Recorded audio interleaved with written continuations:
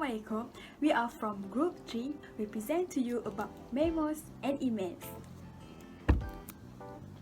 Before I start our presentation, I would like to introduce myself and my little members. My name is Raihan. The next presenter is Nur Shaliza, following by Nur Adila, then Nurul Fatihah, and the last presenter is Nur Shazwani. You will meet them after my presentation. This is the content of our presentation. Our presentation is divided by two. First one is about memos and the second one is about emails. So I will start my presentation with memos.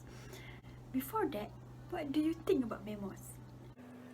Yes, it could be a small piece of paper with a letterhead that says something like, please meet Mr. President at 4 p.m. It's simple, right? But in our presentation, you will learn on how to write appropriate memo and in a formal way. Thereof, basically we have 4 important channels that will flow the information within an organization. The first one is through face-to-face, second one is through telephone, and then through emails, and the last one through inter-office memorandum, or known as memo. According to Merriam-Webster, memo is a brief written report or message from one person or department to another. In addition, normally memo used for communicating policies, procedures, or business related within an organization. In a business, memo may be more formal and complicated, but the intention in writing the memos is still the same, to communicating within an organization and to keep a record of this communication. Memos have a lot of advantages, like it can help the organization to make a quick decision on something, and it also can help the company or an organization to solve their problem either by informing the new policies, the new procedures, and etc. Then memo also can be written by everyone in the organization. For example, the junior executive can write a memo to the chief executive officers. And memo also enable the flow of information in all 3 types of organizational communication, namely vertical, horizontal, and diagonal. For example, vertical, the president can send a memo to the vice president. For horizontal, the president of Division 1 send a memo to the vice president of Division 2. And diagonal, the president can directly send a memo to the employee without through the hierarchy of an organization. Hence, for the introduction, what you need to remember is the memo is only for internal use, which means within an organization only. Next, the classification and purpose. Memos is a good channel of information in organization because it can reach so many people at so many levels in an organization, and it also represents a component of interpersonal skills. Therefore, memo can be classified into 3 depending on the purposes. The first one is documentary, the second one is congratulatory, and the third one is disciplinary. This is the tip for effective memos. The first one, as a writer, you need to know the purpose of writing of the memo and also the reader interest. The second one, you should be professional and use a formal tone. So the third one is subject emphasize, then a direct format, and the last one is objectivity. Objectivity, you should not be biased in the writing, in the message, so that the reader can easily understand your message. The first classification of memos is documentary memos. Okay, documentary memos is for conveying the information such as to remind, to announce, to give the instruction, or to explain something. For example, number 1, a memo explaining the new method of recording the attendance of the employee in an organization. Example number 2, a memo is used to inform the employees about the working hours during peak period. So, I hope you will understand with this example. The second classification is congratulatory memo.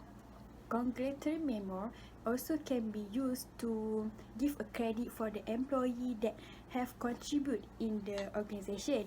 It's good for boss to send a memo for their employees congratulate for their contribution that they already give to the organization. Similarly, the employees also can send a compliment in the form of the memo to their officers for the award and the achievement that may be earned by the boss. And lastly is a disciplinary memos. This kind of memo we send to the employees when the employees is violate the rules in the organization or they have breached the code of conduct in the organization. So this memo we send to the employees to give them a warning or the punishment that have been decided by the management of the organization. For example, this kind of memo issued to the employees who already accepted the bribe from the customers.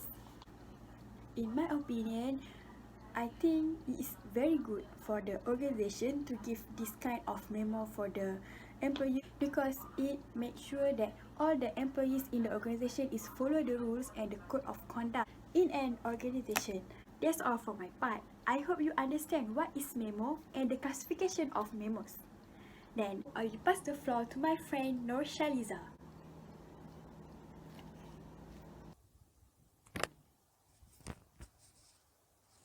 Thank you, Raihan. My name is Ms. Aliza. I will be explaining on the uses of memos and its structure and layout. Firstly, I would like to explain on the uses of memo. Memos are used for 6 basic purposes, which are to request, to give explanation, to give announcement, confirmation, suggestion, and report. First, to request. Memos are used in an organization to request for action and information in a written form so that audience will remember. As compared to verbal requests, written request is more difficult for audience to forget or ignore. Secondly, explanation. Memos are also being used to clarify about something that readers did not understood. Thirdly, memo can be used as a public announcement or a formal notice to announce about new products, new procedures, or something that needs to be publicly known. Next, memos are also used to give confirmation on details of meetings, conversations, or calls. This would enable a written record on the decision made or any agreement that has been made during the meetings. Also, memos can be used as a means to give suggestions on new ideas, solutions to problems, or even offer services to an organization. Lastly, memos are also used to report details of project regularly. This will help organizations to keep track on the progress and problems of the project. Move on to the structure and layout of a memo. A well-formatted memo is essential for an effective business communication. Memos are very in format and the way they are sent. A standard memo has 5 segments, which are heading, opening, discussion, closing, and signature. Meanwhile, the necessary attachment and distributions are the additional segments to enhance the effectiveness of a memo. I will be explaining on the heading, opening, and discussion part of the structure and layout. Meanwhile, Adila will explain the rest of the structure and layout later. The first segment of the memo is the heading. Heading has 5 criteria, which are company name and address, the date, recipient, sender, and subject. For the company name and address, we can use the formal letterhead of the company, or we can use the simple name or address of the company. Next is date. We should use the current date or the date on which the memo is written. The third criteria of the memo is the recipient. For recipient, we should use the official name, or we can use the designation or position only. Next is the sender.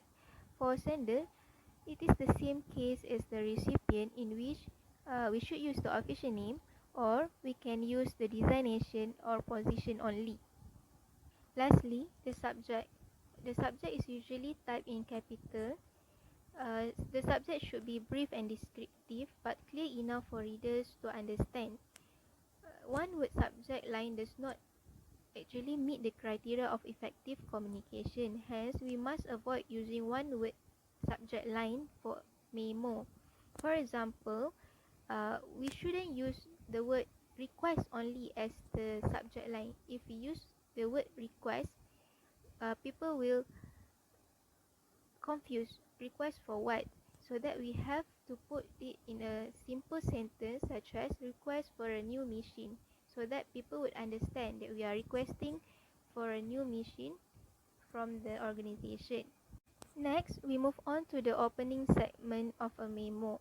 The opening segment consists of three parts, which are context and problem, specific assignment or task, and the purpose. First, context and problem.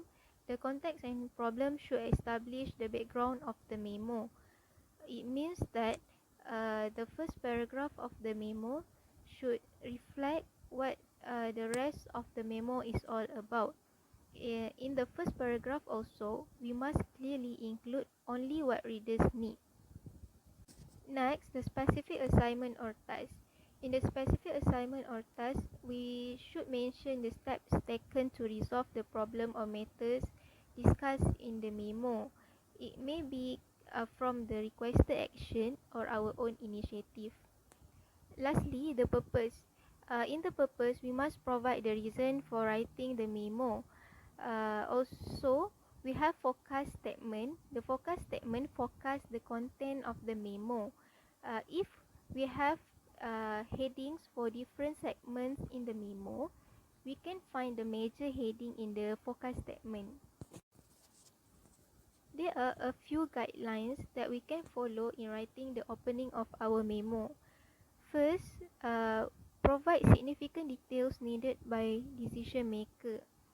Do not remember on the insignificant details. Include only what is needed by the decision maker.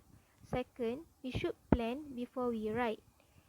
If we have difficulties to put tasks into words, we should plan before we write so that we can have a well-organized memo.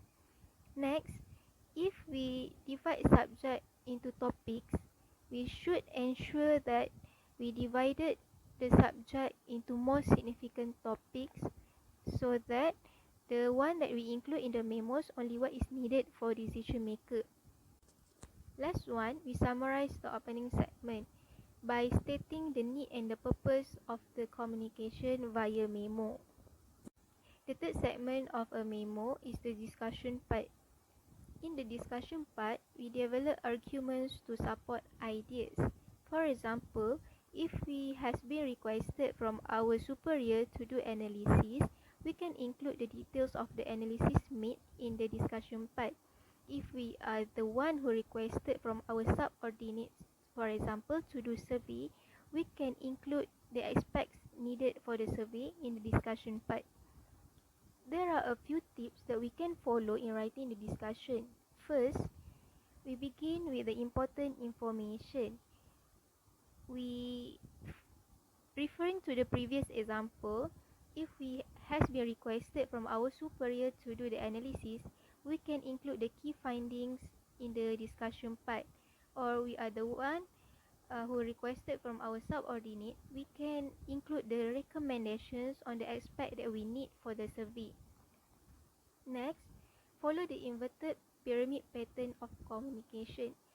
The inverted pyramid pattern of communication lists or describe the general information first, and then we move on to the specific or supporting facts.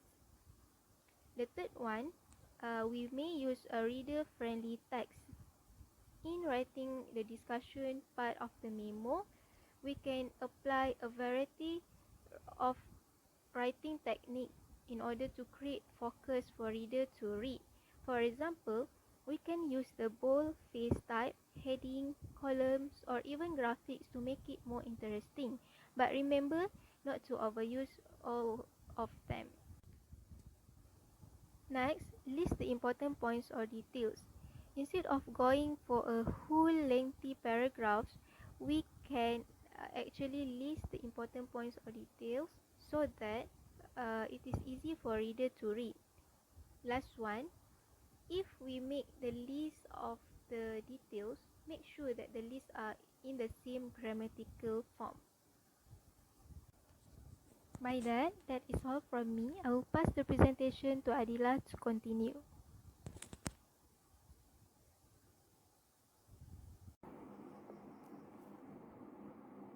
Hi, my name is Adila.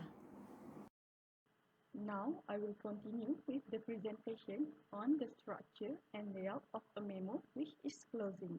After the readers have absorbed all of the information, a memo needs to be closed with a cautious ending that states the action expected from the reader. There are two ways to do the closing, which depends on the intention of the memo is written for.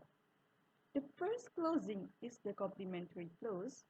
Based on the example given in the slide, we can see that the complementary close is expected to motivate the readers and make them feel happy, while the directive close tells the readers what exactly to be expected from them or what they have to do next.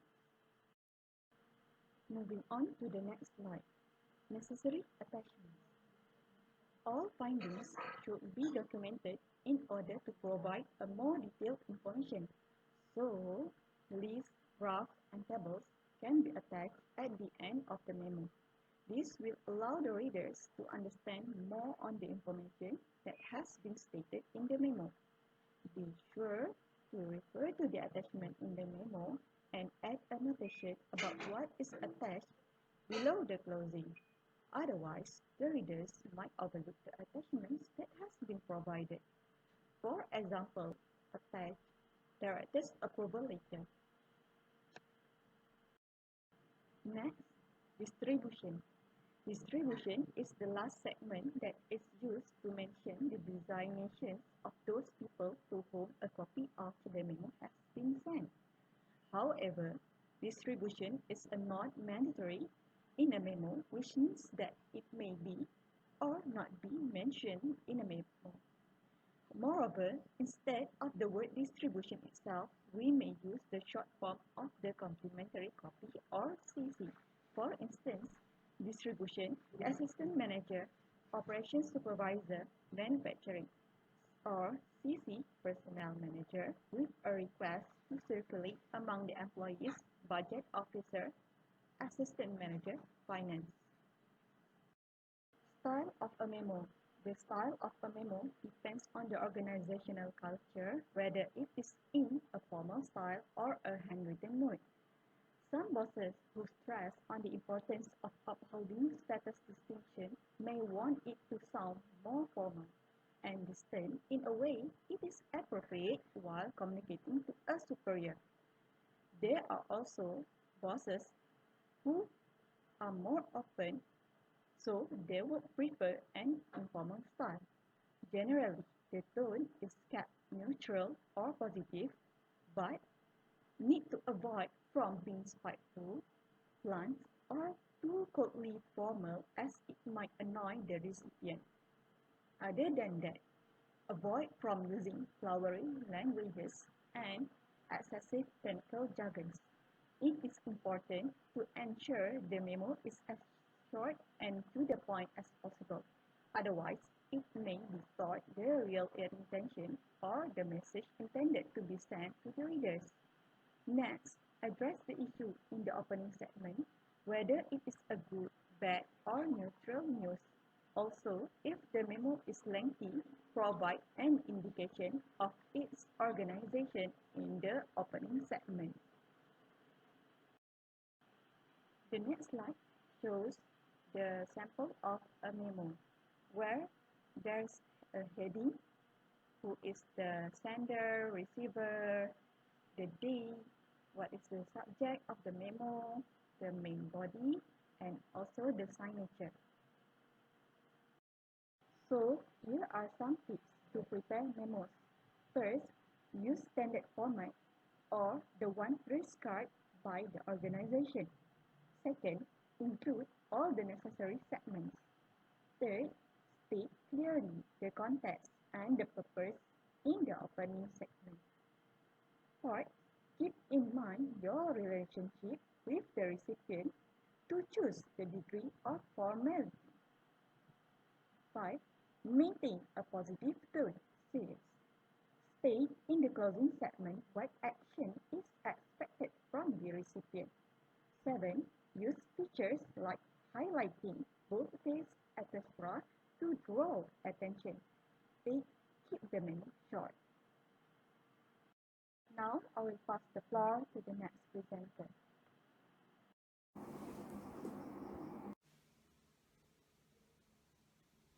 Thank you, Adila. So my name is Nurul Fatihah binti Ahmad Sofi, and we will start our second phase of presentation.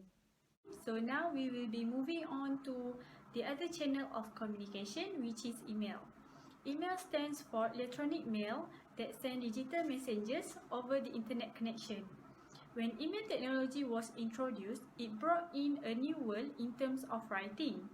Before this, it becomes an informal communication as personal emails did not require any strict attention on grammatical rules and page design also did not exist. However, as it gradually replaced office letters and memos of all kinds, a certain amount of formality has been adopted. Next is the advantages of email. First of all, email offers some tremendous advantages which is known as a fast mechanism. Through email, a message can be sent to as many people as necessary instantaneously. It can be delivered by just a click rather than have to make a lot of copies for each person. Other than that, email also inexpensive compared to the others. This is because it is paperless and therefore beneficial to the planet. People can save paper, and even most organizations promote it as a green initiative. Last but not least is that it saves time and convenience. People can access it at any time and anywhere as they like. It can be accessed through desktop or even smartphone, which then may cut the time spent. Despite of all those advantages, email is also subjected to some limitation. First, it can cause misunderstanding. As there is only text written and no body language or tone of voice involved, a joke can be mistakenly as serious, and short description can easily be misinterpreted. Therefore, we must take note on when is email appropriate and when it is not. Second, it is also insecure and can be infected by viruses. The email might come with a virus, or the virus might be in an attached document received. Infection normally occurs when recipient clicks a link or open the infected attached document, which then allow the viruses to flow into the desktop. Third, it can create an information overload. It is a huge problem in many modern workplaces where there is a lot of information moving around, and it is impossible to tell if an email is important or relevant without opening and reading it first.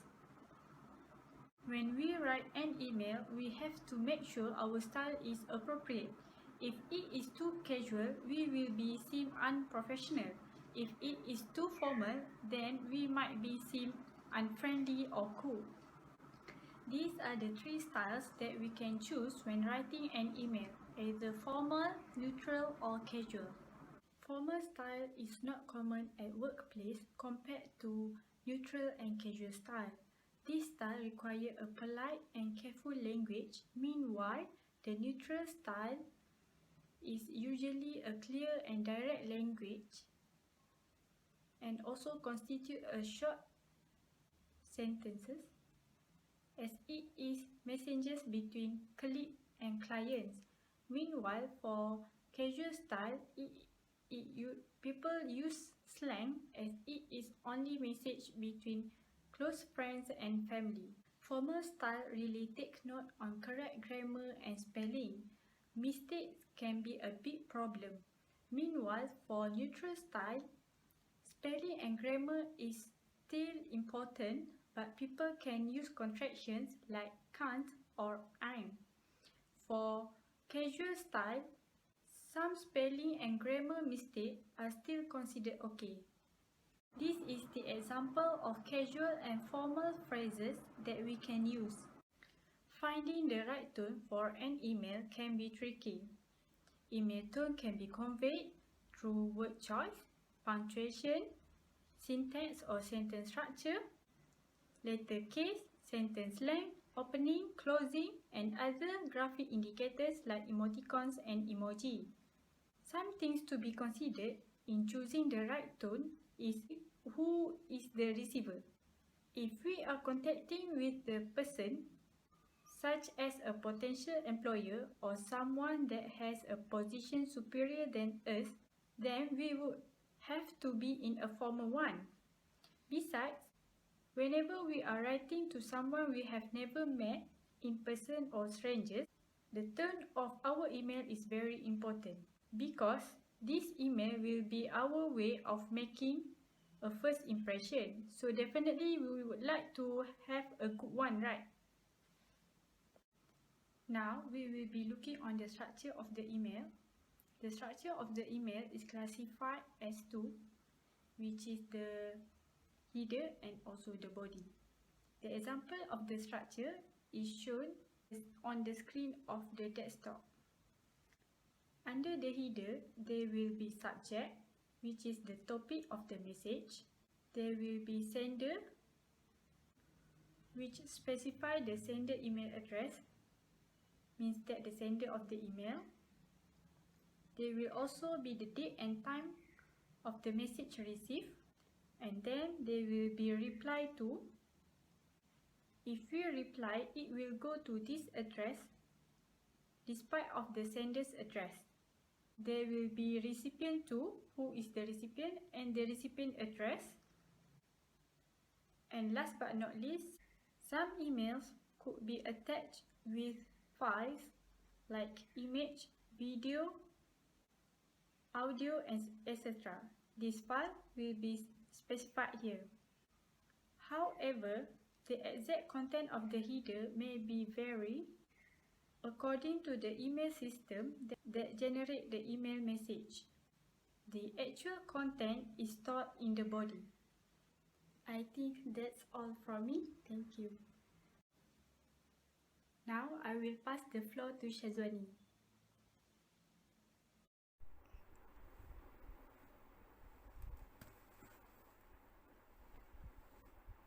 Thank you, Fatihah. Hi, Assalamualaikum everyone. My name is Shazwani binti Asri. I will continue with content of email. Now, I will continue with content of an email. Number 1, subject lines must convey the main point of your message or the idea that you want the readers to take away. Number 2, greetings and sign off.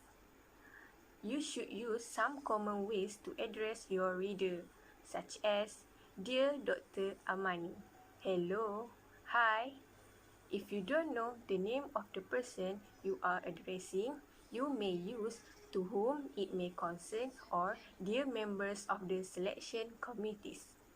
Your closing is extremely important because it lets the reader know who is contacting them. Always sign off with your name at the end of your message. You also must include such as thank you, best regards, sincerely, and so on. Number 3, CC, which is carbon copy. It is a good way to send your message to the main recipient while also sending someone else a copy at the same time. This can be useful if you want to convey the same exact message to more than one person. So, what is netiquette? Netiquette is a short form of network etiquette or internet etiquette. Netiquette represents the importance of proper manners and behavior online. In general, netiquette is the set of professional and social etiquette practiced and advocated in electronic communication over any computer network. Common guidelines include being cautious and precise, and avoiding cyberbullying. Netiquette also dictates that users should obey copyright laws, and avoid overusing emoticons. Now, I will share with you guys 10 email etiquette rules. Number 1. Include a clear, direct subject line. For example, a good subject line, meeting date change, or suggestion for the proposal. Number 2, use a professional email address. If you work for the company, you should use your company email address. Number 3, include a signature blocks. Provide your reader with some information about you. Generally, this would state your full name, title, the company name, and your contact information. Number 4, use professional salutation. Avoid using colloquial expression such as hey, you guys, yo. Instead, we use hi or hello, dear sir, dear madam. Number 5. Know that people from different cultures speak and write differently. Miscommunication can easily occur because of cultural difference, especially in the writing form when we cannot see one another body language. Number 6. Proofread every message. Your mistake would not go unnoticed by the recipients of your email, and depending upon the recipient, you may be judged for making them. Don't rely on spell checkers. Read and reread your email a few times. Number 7. Use exclamation points sparingly. If you choose to use the exclamation point, use only once to convey excitement. Number 8. You must be cautious with humor. Humor can easily get lost in translation without the right tone or facial expression. In a professional exchange, it is better to leave humor out of emails unless you know the recipient very well. Also, sometimes something that you think is funny might not be funny to someone else. 9. Double check that you have selected the correct recipient. Last but not least, keep your fonts classic.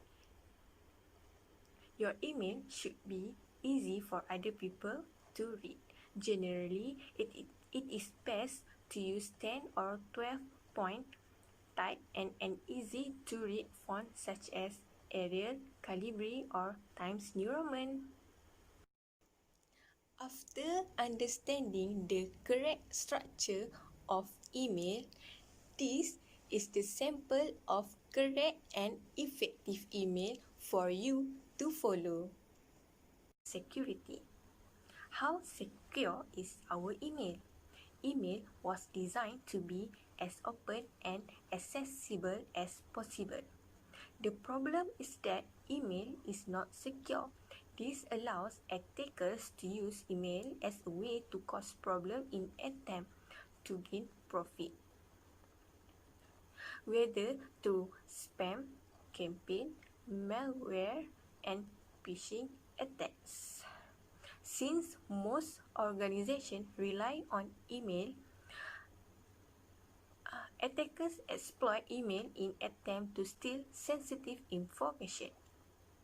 Over the years, organizations have been increasing email security measures to make it harder for attackers to get their hands on sensitive or confidential information. So, how to ensure our email secure? One of the first best practice that organization should do is to implement a secure email gateway. An email gateway scans and processes all incoming and outgoing email and makes sure that threats are not allowed in. Number 2, it is important to deploy an automated email encryption. This solution should be able to analyze all outbound email traffic to determine whether the material is sensitive.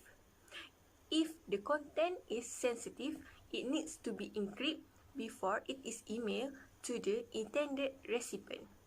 This will prevent attackers from viewing emails even if they were to intercept them. Number 3. Training employees on appropriate email usage and knowing what is good and bad email. Users may receive a malicious email that slips through the secure email gateway, so it is critical that they understand what to look for. Most often, they are exposed to phishing attacks.